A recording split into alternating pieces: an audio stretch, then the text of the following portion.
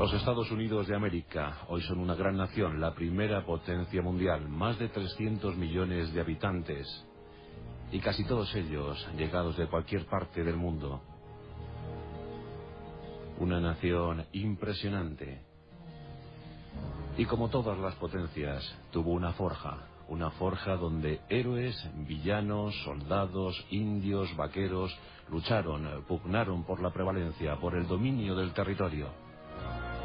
Un país inmenso que tuvo su momento de colonización, de conquista, en el lejano ya siglo XIX, con un epicentro máximo, el oeste, al oeste del Mississippi, la última frontera, aquella que conquistaron miles de pioneros deseosos de iniciar una vida nueva.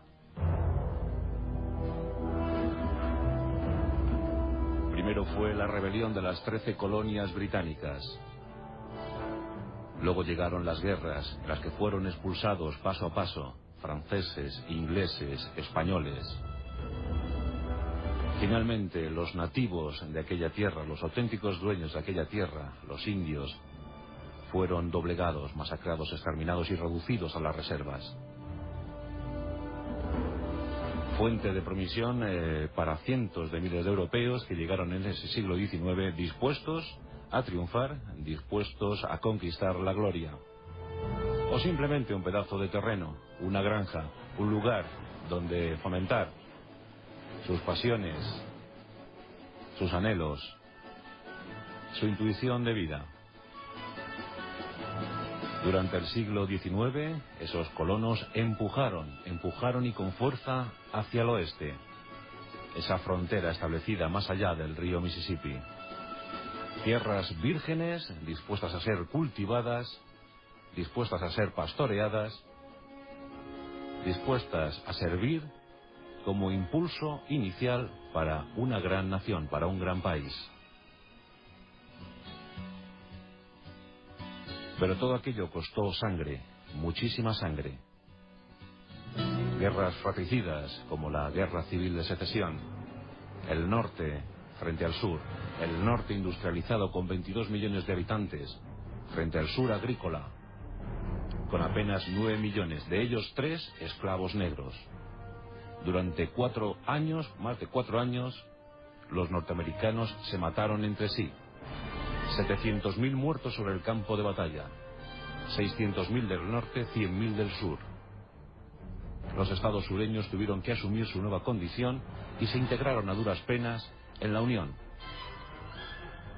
Pero las tropas sudistas, las tropas rebeldes, al ser desmovilizadas, dieron como resultado miles de hombres sin oficio ni beneficio. Más de 100.000 de ellos fueron hacia el oeste y buscaron allí su fortuna. Era el tiempo de los pistoleros, y muchos de ellos pasaron a la historia. John Wesley Harding, 44 víctimas en su haber. Le llamaban dedos fríos. Impecable a la hora de batirse en duelo. Su mayor logro, derribar a 5 mexicanos en un combate singular. Jesse James, un confederado convertido en forajido junto a su hermano y su banda, que también murió víctima de una traición. Pero en especial brilló con luz propia la figura de un niño, un joven, que con apenas 20 años dio mucho que hablar a la prensa sensacionalista de aquellos tiempos. Su nombre era William Boone, más conocido como Billy el Niño. Tiempos duros, tiempos heroicos en los que surgió toda una nación. Y aquellos hijos no eran otra cosa sino hijos de su época, de su tiempo, de los años que les vieron nacer. Hombres que morían jóvenes, muy jóvenes. Hombres que vivían deprisa, muy deprisa. Hombres que hicieron del oficio de cuatrero su leitmotiv.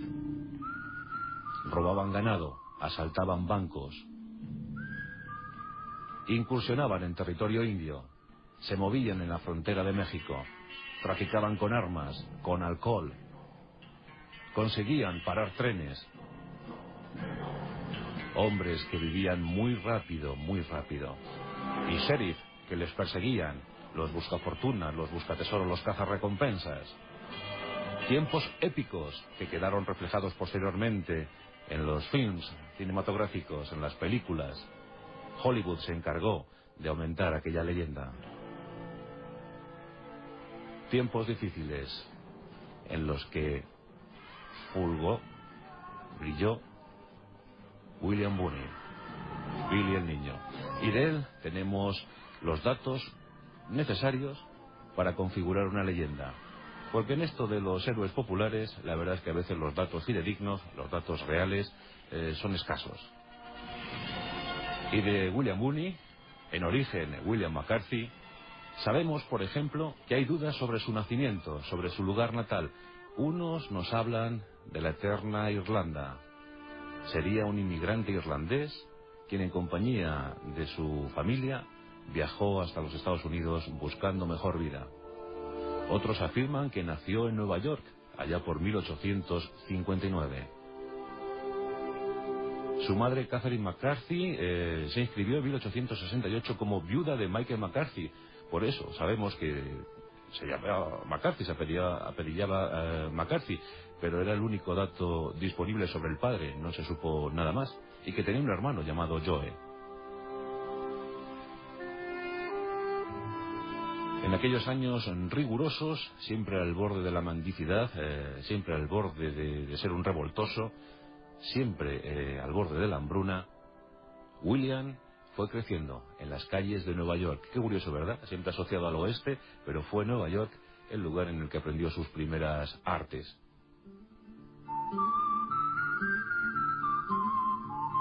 Y en esos primigenios años de William McCarthy, la verdad es que sabemos muy poco. Algún internado, algún centro, siempre se escapó de ellos. William estuvo escapando toda su vida.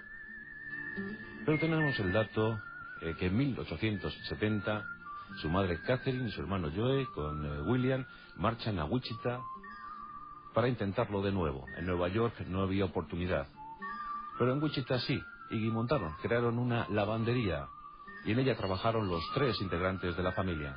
Y parece que no les fue mal, que incluso pudieron montar un pequeño negocio, tener una granja y soñar con un próspero futuro. La madre conoció a un buen hombre, a William Henry Harrison Antrim, y con él se casó el 1 de marzo de 1873. Un hombre honesto, un hombre leal, que enseguida se hizo con la amistad de sus hijos adoptivos. Dicen que William adoraba a su padrastro. Pero por desgracia, la tuberculosis se apoderó del alma, del cuerpo de Catherine, y el 16 de diciembre de 1874 fallecía. La felicidad quedaba rota. William Henry Harrison Antrim se desentendió de los pequeños y buscó mejor oportunidad en el terreno de la minería. El contacto fue cada vez más espaciado, y William tenía tan solo 15 años. 15 años y necesidad de sobrevivir, necesidad de aventuras. Y así llegamos al año de 1875. Aquí se inscribe su primera fechoría. Primero había robado unos kilos de manteca, fue detenido, pero como no tenía antecedentes y era tan joven, enseguida fue puesto en libertad. Malvivió por las calles de Silver City, su nueva ciudad a la que había llegado con su madre y su padrastro, y por allí se le vio deambular, y al poco se le vio unido a los maleantes de la zona. Uno de ellos, Sombrero Jack, se convirtió en su mejor amigo. Junto a él perpetró su primer golpe, su primera hazaña de delincuente. Fue en una lavandería china, donde los dos entraron para robar unos ropajes, unas ropas. Sombrero Jack se escapó, pero William McCarthy fue detenido y llevado a la comisaría de la época. a la cárcel, a la pequeña cárcel de la localidad de Silver City. El comisario, el sheriff, quiso darle un escarmiento, era muy joven, y le puso a limpiar los pasillos del penal, de la pequeña cárcel. William no soportó aquella situación, vio una chimenea y por ella se deslizó hasta conseguir huir. Ya comenzaba a hablarse de él. Se decía que era un chico inquieto, era un chico nervioso. Eso sí, muy amigo de los que iba encontrando, con los que se iba topando. Pero ante todo, rebelde, ante todo insumiso. No le gustaba obedecer. William McCarthy escapó. Se hacía llamar Henry Antin, recordando a su padrastro. Y en ese año de 1875 se daba inicio a su era de auténtica épica, de auténticas aventuras. Comenzaba a gestarse la leyenda de Billy el Niño. Se escapó a Nuevo México y allí trabajó, dicen, para el ejército norteamericano. Trabajos de mala muerte, donde apenas conseguía sobrevivir, lo que le empujó allá a iniciar sus primeras hazañas como cuatrero. Empezó a robar ganado, muy joven era todavía. Pero esto no era nada para lo que iba a llegar en agosto, el 17 de agosto de 1877. No había cumplido los 18 años. Se encontraba en la localidad de Granham. Y en la taberna del pueblo, en la tabernucha del pueblo, pues quiso el destino que se cruzara con la vida de un maleante, un hombre de mal vivir, al que llamaban, Ventoso Cahill. Como os digo, William era muy nervioso. No soportaba las afrentas y parece que Ventoso se metió con el muchacho. Le increpó de alguna manera, le molestó y los dos se enzarzaron en una pelea. De los puños pasaron a las miradas fijas. Ya por entonces las cananas de William colgaban bajas. Ventoso intentó desenfundar, pero William era mucho más rápido. Y le pegó un tiro en el vientre. William, espantado por lo que había hecho, era su primer hombre batido, huyó del lugar. Ventoso murió al día siguiente. Dicen los expertos que si William se hubiese dejado detener y hubiese acudido a juicio, seguramente le hubiesen absuelto por haber sido en defensa propia. Pero no quiso esperar a esa sentencia y prefirió la escapada. Una vez más, la leyenda de William iba incrementándose. Apenas tenía 18 años y ya había matado a su primer hombre. Dice la historia que William Boone, así se hizo llamar desde entonces, mató a 21 hombres. Los datos oficiales nos hablan de tan solo 5 y en tiroteos múltiples. Pero ya sabéis que la prensa, que el populacho, que la gente quiere héroes y además con grandes gestas. Por tanto, el número de víctimas iba aumentando día tras día, mes a mes. William Boone era el hombre más buscado de la zona. Era el enemigo público número 1. Y toda suerte de crímenes, de asesinatos, iban siendo imputados. Él no rehusaba de esa condición y se iba juntando con pillos, con maleantes de cualquier clase, de cualquier estofa. Viajó a Nebraska y allí, en Lincoln County, un villorrio de apenas 400 habitantes. Hoy en día esa ciudad tiene 250.000, pero entonces eran 400. Eso sí, todos implicados en alguna gresca, en alguna pendencia.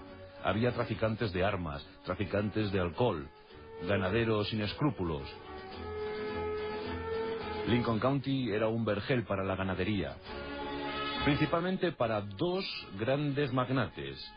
John Chisholm, a Chisholm le conoceréis porque en 1970 John Wayne protagonizó una película encarnando a este personaje curioso, a este ganadero del oeste norteamericano. Bueno, pues por un lado estaba John Chisholm, pero por otro estaba John Henry Thurston. y eran enemigos acérrimos. Se dice que Chisholm contaba con más de 80.000 cabezas de ganado, 80.000 vacas que pastaban por aquellos lares. Bien, pues para delimitar territorios y sobre todo para asegurarse la prosperidad, estos ganaderos contrataban bandas de forajidos, bandas de pistoleros. Y por allí circulaba Jesse Evans. Jesse Evans era un hombre muy popular, un hombre veterano, con una banda que podía oscilar entre los 15, 20 efectivos. En esa banda, por ejemplo, estaba un tal Buffalo Bill, en sus tiempos de mocedad. Bien, pues William Booney llegó a la zona y se alistó en la banda de Jesse Evans. Y por aquel tiempo, Chisholm contrató a Jesse Evans en sus cuitas con Toulston.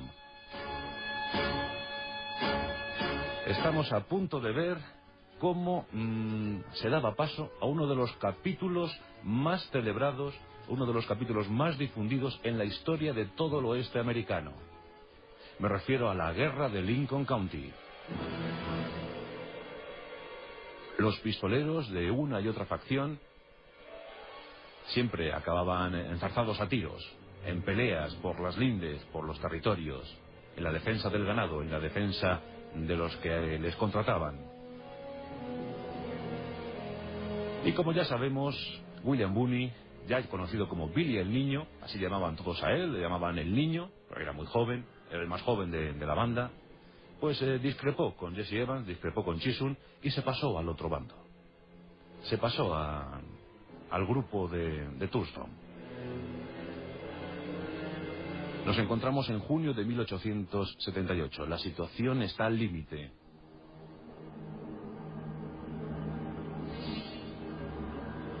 Un comisario llamado William Brady ha sido asesinado. Se dice que ha sido el niño. La cosa está que arde. Y finalmente las dos bandas se encuentran en una vieja granja. Durante 5 días las dos facciones se disparan entre sí. 5 días de tiroteo incesante. Varios muertos. La granja sale ardiendo. Solo el ejército, solo una columna del ejército norteamericano es capaz de aplacar, de sofocar la situación y disolver los grupos. Pero 5 días que dejan aquel terreno lleno de sangre, lleno de muertos. Billy el Niño huye del lugar. Se le atribuyen varias víctimas. Dicen que es el más rápido de aquel grupo, que ha disparado con absoluta frialdad sobre sus oponentes. Se hablan de varios muertos. Pero William Booney lo único que quiere es huir de aquel lugar. Tiene ya una idea en su mente: crear su propia banda, su propio grupo de pistoleros. Durante meses merodea aquellas latitudes. Y algunos se le unen. Siempre se habla de diferentes nombres, pero el único constatado como fiel amigo, como alter ego, como leal aliado es Tom O'Fallon. Y junto a sus camaradas, pues da algunos golpes. Vuelve a ser cuatrero, vuelve a robar ganado. ¿Y a quién empieza a robarle ganado? Pues a John Chisholm. John Chisholm pone el precio a la cabeza de Billy el Niño. Muchos cazarrecompensas se acercan al lugar. Todos quieren capturar al enemigo público número 1. Y por si fuera poco, la prensa amarilla, la prensa sensacionalista, le da muchas columnas, utiliza mucha tinta para hablar de Billy el Niño, el nuevo héroe popular. En 1880, un antiguo cazador, un traficante de pieles, un hostelero, llega a la zona y se reconvierte en comisario. El nombre es Pat Garrett. Los hispanos, los mexicanos de la zona le conocen como Juan el Largo. El objetivo principal para Pat Garrett es Billy el Niño, capturar a Billy el Niño y cobrar fama gracias a eso. Y es en abril de 1881 cuando Billy el Niño es capturado. se celebra o se va a celebrar un juicio en el que le condenan a morir en la horca el 13 de mayo de ese mismo año. Billy es internado en un lugar adecuado. La cárcel era bastante insegura y por eso habilitan un almacén donde se celebraban juicios para internarle a la espera de la sentencia final. En una de esas noches donde le sacan para ir a cenar en un hotel, Billy solicita ir al servicio. Los comisarios acceden, le piden a uno de los ayudantes que le acompañe al servicio y Billy, que tenía las muñecas muy finas, logra zafarse de sus grilletes, logra abalanzarse sobre ese ayudante, extraerle el revólver de su cartuchera y pegarle un tiro. Se deshizo de él. Más tarde avanzó hacia el despacho de Pat Garrett. De él extrajo una escopeta de 2 cañones. La cargó con cuidado y esperó una buena oportunidad para escapar del lugar. Otro ayudante se percató del hecho, se acercó y desde la ventana del despacho, Billy el niño disparó su escopeta. Los plomos se incrustaron en la cabeza y en el pecho del ayudante. 2 muertos en apenas 5 minutos. Un camarero de origen alemán que trabajaba en el lugar, le proveyó de un caballo y le indicó el camino por el que salir. Billy el niño escapaba una vez más.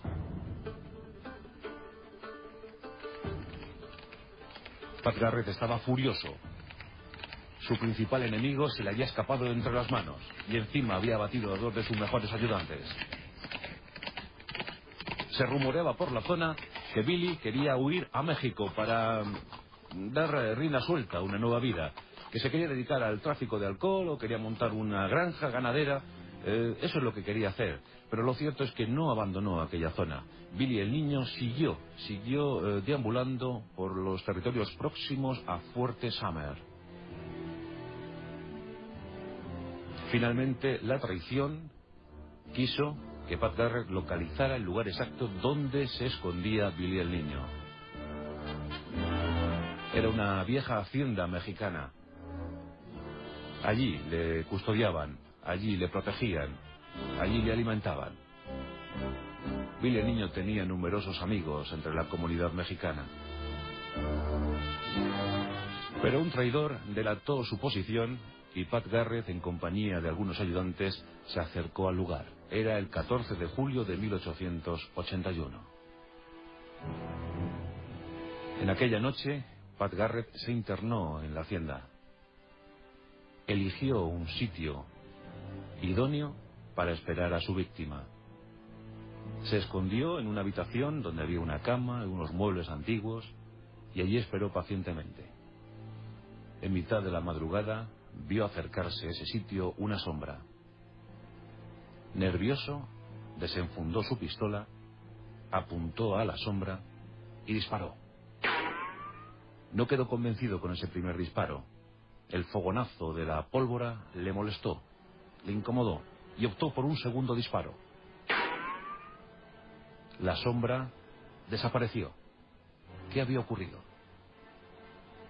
Con presteza los ayudantes de Pat Garrett entraron en el lugar y con una vela dieron iluminación a la estancia para comprobar que el muerto, que el fallecido, era William Booney, era Billy el niño. Un tiro se había incrustado por encima de su corazón. La leyenda había muerto. Billy el niño había sido víctima de Pat Garrett. Al día siguiente le enterraron. Los mexicanos le rindieron honores. Daban el último saludo a aquel muchacho de 21 años. Y desde entonces, la rumorología. ¿Realmente Pat Garrett le mató? ¿Acaso no había escapado a México? Billy el niño sigue vivo, decían los mexicanos. Su aureola se extendió por todos los territorios del oeste. Billy el niño, 21 años. Dicen que mató a 21 hombres. Oficialmente solo se constataron 5. Y desde entonces, todo se exageró. El propio Pat Garrett escribió un libro la verdadera vida de Billy el Niño. Todos hablaron de él. Y otros tantos quisieron emularle. Muchos jóvenes optaron por la vida de la delincuencia. No había otra salida, no había otra forma de vida. Billy el Niño, fallecido el 14 de julio de 1881. Eso sí, oficialmente. Luego las leyendas se encargarían de otra cosa, de otras biografías. Billy el Niño, un héroe popular del siglo XIX. Otros muchos como él fallecieron y no pudieron dejar su leyenda inscrita en ningún periódico. Pero Norteamérica siguió su paso imparable. Los trenes fueron extendiendo sus vías por los territorios otrora vírgenes. Los indios fueron a las reservas. En 1890 acababan las guerras indias.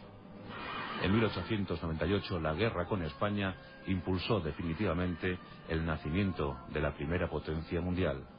Los Estados Unidos de América, que se crearon, que se forjaron gracias a historias personales como las de William Boone, como las de Billy el Niño.